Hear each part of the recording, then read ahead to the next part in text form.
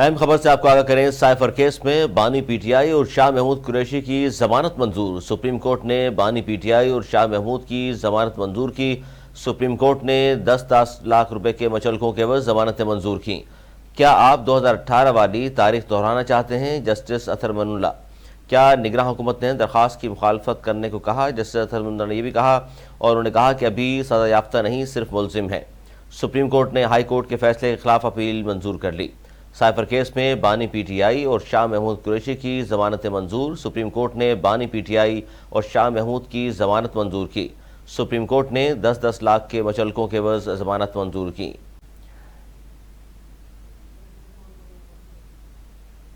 Cipher case میں بانی P T I اور شاہ محمود قریشی کی ضمانتیں منظور۔ سپریم کورٹ نے بانی پی ٹی آئی اور شاہ محمود کی ضمانت منظور کی۔ جسٹس اطہر من اللہ نے کہا، کیا آپ 2018 والی تاریخ دہرانا چاہتے ہیں؟ کیا نگراں حکومت نے درخواست کی مخالفت کرنے کو کہا؟ وہ ابھی سزا یافتہ نہیں، صرف ملزم ہے۔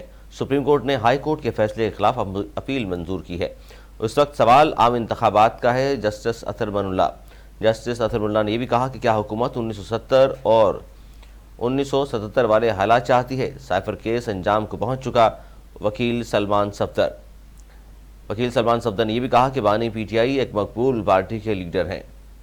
ایک بار پھر آپ کو آگاہ کریں، سائفر کیس میں بانی پی ٹی آئی اور شاہ محمود قریشی کی ضمانتیں منظور۔ سپریم کورٹ نے بانی پی ٹی آئی اور شاہ محمود کی ضمانت منظور کی۔